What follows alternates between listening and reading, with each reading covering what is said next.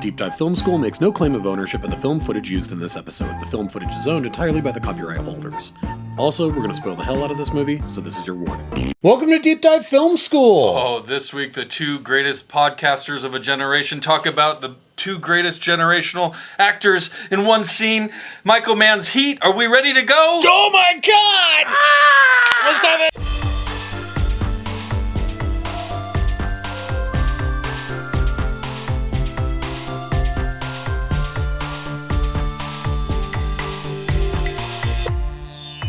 All right, everybody, I am Adam Sherlock. And I'm Adam Palcher. And if you like what you see/here, please like and subscribe. You can find us in all the spaces and places that people what? Find good media. That is right. And if you like what you see/here, you know, there's oodles to choose from. There's so oodles. We got over 100 videos Yeah. about different scenes. We got different festivals, about different directors, different genres. We go through film history, talk about some of our favorite stuff worth watching, stuff worth talking about. Stuff worth not watching. That too. That's sometimes actually more fun sometimes. Yeah, it definitely is. Please like and subscribe if you're interested and want to play along with us throughout our festivals. We got punishment reviews, like you mentioned, that one scenes, like this one today. I just had to watch this whole movie because it's been a while, and it's not like just.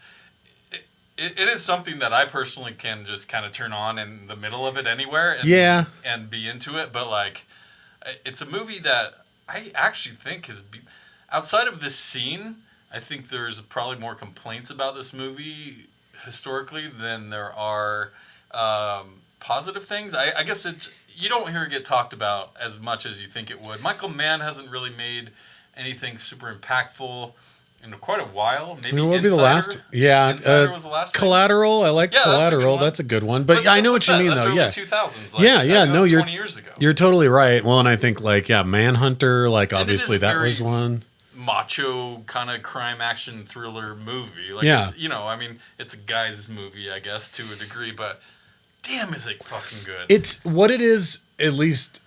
I can think of the last time that people talked a lot about Heat, and it's when The Dark Knight came out. Yes. Right? I was going to say that. I actually noticed it a lot in this that opening high scene in The Dark Knight is a love letter to Michael Mann, 100%. completely. And that's the scene in particular. Yep. Like the rest of the movie has a similar feel and style, but that opening scene where in the bank heist definitely. And the bank heist at the end of this movie is incredible. I mean, it's normally when you think of bank heists, they end up turning into something more akin to a Reservoir Dogs or to a Dog Day Afternoon, where it's just like Point Break. Well, Point Break actually I would say is closer to Heat, where it's like you want to see it one of two ways. You either want to see bumbling guys who are totally inept and don't know what they're doing, or maybe they get double crossed. Like a bottle rocket. Right. Yeah. Or you want to see professionals on the level of which you're like, they're never going to get caught, right? And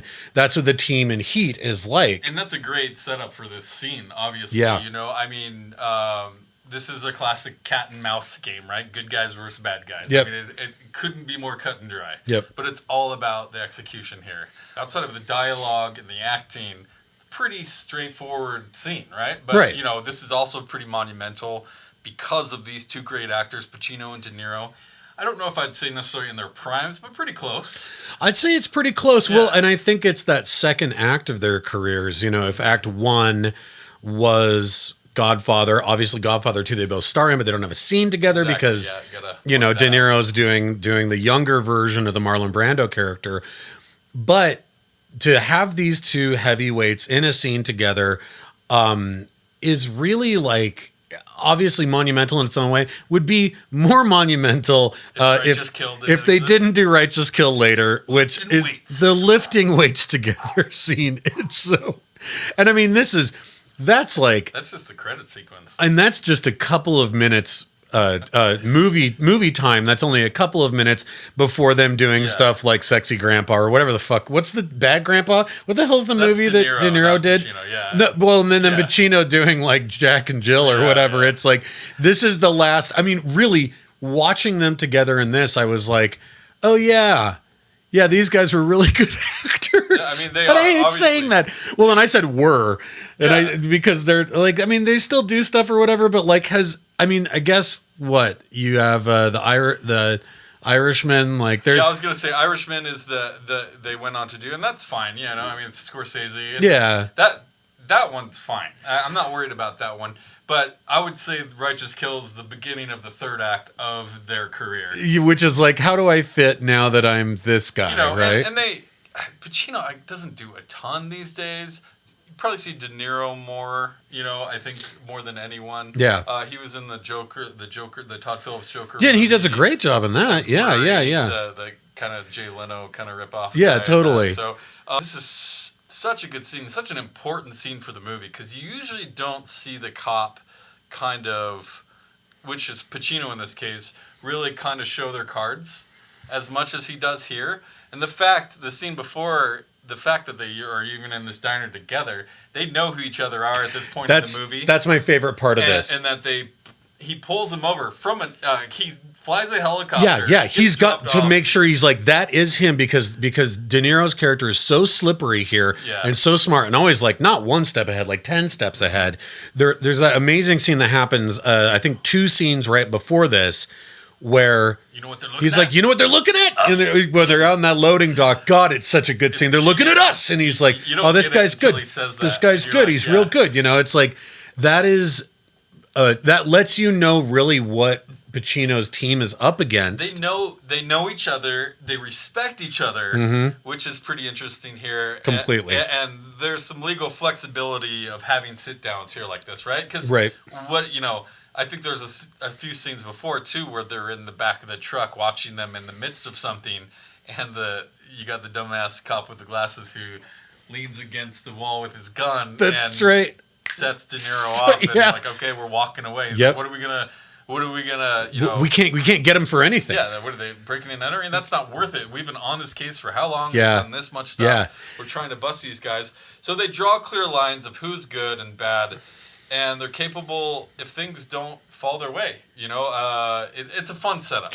Well, and then I think, you know, that you've got this great kind of 90s chase scene music, and you're like, oh shit, what's Pacino gonna do? He's been in the helicopter, he knows that's his guy, and you're like, what can De Niro do? What's he gonna do? He's gonna is he gonna jump his car off the freeway? No way. Instead he just pulls him over and he's like, let me buy you a cup of coffee. And when the two of them sit down, I think one of the things that's so interesting is that, yes, obviously from a reality subtext, we have these two heavy hitters finally in a scene together. Within the movie, we have these two professionals at their job, heavy hitters as well within the movie. Sure. But then you also have, and this is what I found so fascinating, going back and just trying to separate the rest of the movie from this scene and thinking about it from Michael Mann's standpoint, from the screenwriter standpoint, who I can't think of their name, but we'll put it up here. How do you write the scene? What are they actually going to talk about? Because they can't just be comparing dick sizes, right? Like, we know that that's what we expect, because like they're in this really moment where like but that's what we expect it to be. And instead it's a scene of two middle-aged men who both have decided on careers that make them solipsistic, right?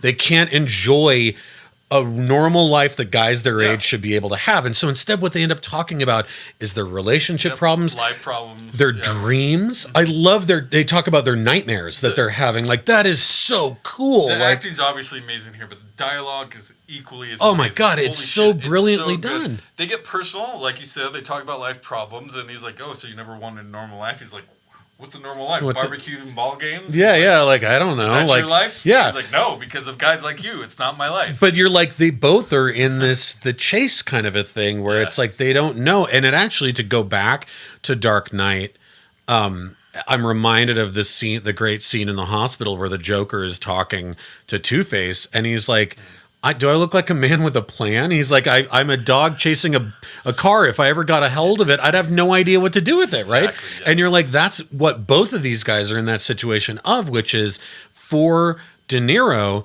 he's like, I will I will die before I see a cell again. Yeah. That's who I am. That's the discipline that he has. I will walk away from anything, and I will die before I see the inside of a cell. And then Pacino's is like, after I catch you, I'm just going to do it again with another one of you.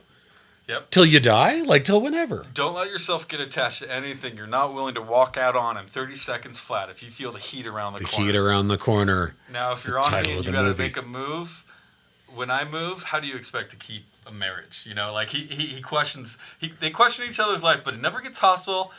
That's like a bit of a threat. Like, hey, if it's coming down between you and me, or you taking down some guy you're going to make a widow, brother, you're going down. Brother, you're going down. Well, and what I love about that too is that he even says, you know, Pacino even says, we could just be two guys having a cup of coffee. We could be buddies, you know, like in another life. You're a person to me now. And he's like, but I won't hesitate. Again, like, yeah, they're not really flexing at each other. There's a touch of it there, just the tiniest bit. Yeah, just like, hey, I still got to do my job. I respect you. They both are like, neither one of us are walking away. And like, that totally works. And you know, normally you say the name of the movie in a movie, right? Like, that's usually not like, I never thought this would happen here in Star Wars. Like, I would not, you know, like that. It's rare that saying the name of the movie. Yeah, the movie. Which did make me think, like, what if there had been a diner scene in the Melissa McCarthy movie, The Heat, and that's what I watched, and was like, I don't know why Poulter wanted to do this. This is a horrible movie.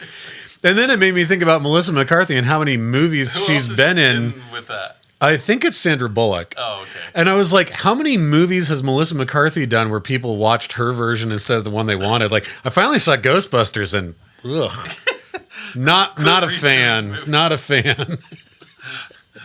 Yeah. She's a taxi driver. Yeah. What? Yeah, she's in a movie. No, I watched Taxi with Queen Latifah and fucking Jimmy Fallon. It's not Jimmy Fallon, is it? No. It is. It's the guy from Night at the Roxbury, I thought. Oh, no, I think it's Jimmy Is Fallon. It? Fuck. I might be wrong. Hear. We'll see. Anyway, they have more in common than they don't, right? Well, and I think that the other thing that's interesting to watch in this scene is to really notice, because, you know, both of these actors, it's funny to go back and be like, actually, like, what Scorsese stuff has Al Pacino done? Oh, not a lot. Yeah, Next to nothing. I mean, De Niro's his guy, not Pacino. Exactly. And so I was like, but when it comes to this, like, pastiche of gangster films, both men are considered to be like the top-notch thing, right? No. I mean, they're two to three of the most famous gangster films ever, so it's going to be exactly, right? Exactly. But I think seeing in this scene in particular how different their acting styles are, where De Niro, like, I don't know if it's part just because of the way the dude's face is constructed, like what nature gave his face and his voice, but he doesn't have to do a lot. He just has to sit and make this face. Just kind of squint. Yeah. He doesn't make that face at you for a while, right? Guy. I mean, we're talking about Raging Bull here. Yeah. Jake LaMotta, like, I don't know. He doesn't have to do a lot. And he's just naturally that guy. Yeah, and right. Pacino can put more subtext into a sigh than most actors in a generation can, or just even like has so much to it where you're like, there's levels, there's layers to that sigh. And you know, we get a great balance of the screamy Pacino here, like, she's got a great ass, you know, like that scene, like that moment comes out of nowhere, by the way. Yeah, like he definitely is like he's got a lot of that going on here, but the great ass scene, you're like, yeah, what the hell just happened? He's got some great moments in the scene where he does his like Pacino thing, but but the other scenes are a balance of his character. And it's not like too in your face, and when he does it, it's really fun and charming. Yeah. And so it actually really works here, as opposed to maybe, I mean, I love this movie, but maybe he's a little over the top in his devil's advocate, right? Like yeah. And he's the devil, I guess. So maybe that's he more gets necessary. away with it. It's fun. But, spoiler. It's less. It's still less distracting than Keanu's southern accent. It's still less distracting than that. That is an underrated movie, though. I love that movie. Advocate. Yeah. But you know, De Niro, I think you could go with Son of a Woman too. Like he does a lot of the screamy stuff as well. So this scene gives me the chills. You know, they call each other bluff. There's ultimatums. And then they tell these stories of their reoccurring dreams. It's so interesting. Pacino has the one where all of his victims from past crimes kind of show up. They're all missing their eyes. Yeah, De Niro has one where he's drowning. And they're doing dream analyzation, and you're just like, wait, this is not where I thought this was going. That's what I'm saying. I love it because it's these two middle-aged guys who scenery. don't... Well, and they don't get the opportunity. It feels like in both of their lives... In the characters' lives, they don't get the opportunity to talk about these things. You think about it, so much of this movie actually spends a lot of real estate on Pacino's failing relationship with his wife, right? And yet, when he is coming into work, it's all business all the time. He doesn't talk to any of his coworkers about this, but once he's at this diner... He's like, what? I mean, my relationship. What can I tell you? My relationship's falling apart. I'm on my third marriage. It's going. And you're like on the downslope of my third marriage. Yeah, and you're like, oh my god, he just said more to his antagonist in this scene than he said to any of the people that he shares all of his time with in his life, like his wife or his coworkers. It's so fascinating to be like that. He's able to be naked in this moment. Sure, John Voight. And, basically does a background check on him and gives him, once they have that scene where they're up on the top taking pictures of him, and like, oh, damn it. Switcheroo. He gives the history of him, and he's like, this guy's on his third marriage. You think he got that way by just sitting at home? Yeah, totally. Well, and that's just it. They're all like, he is this kind of old shark still swimming around the department and... probably doing what he does with every single case, which is lose his mind over it, probably break some laws over it, and all these guys who are like 15 years younger than him are like, what are we doing here? It's a very... Such a good scene, though. It's an incredible... And then after this... I watched it probably 3 times, I think. After this scene... Well, the last thing he says is, or maybe we'll never see each other again. And you're like, yeah, right. And then the next scene is his crew saying, they're gone. Yep. He's like, I was just at the diner with him 30 minutes ago. Yeah. Well, and then the rest of this movie, Mann puts the pedal to the metal. I think there's some. I saw this movie in the theater, and I thought the bank heist scene was good. I mean, that seemed like it was like an end of the movie scene, and then there was like 45 minutes more. So I guess a lot happens, is what I'm saying. Course, a lot happens. Not that I'm complaining, but it's just like normal movie length, 2 hours. That happens around the 2 hour mark. You're like, oh, they're finally going to go to the big heist, and we'll see them shoot down. And that scene is nuts. It's amazing. There is so many fucking gunshots and craziness and loud shit, and like just imagining. If that happened in real life, how many innocent people are around with just the... Well, because they're in that weird little like valley street in the city where they're boxed in. Mm-hmm. My favorite detail from that is Val Kilmer putting in earplugs before everything starts. He's so badass. Because you're just like, yeah... How have I never seen that detail in any heist movie before where somebody would be like, I will be completely deaf from the amount of times I need to shoot my gun in a minute here. Like, it's very precision. It's such a captivating scene. Yes. A captivating movie. But, we end up going on and we kind of get the comeuppance to a degree. We get the scenes at the airport and the hotel. Yeah. Where he goes back for Wangro and all this stuff.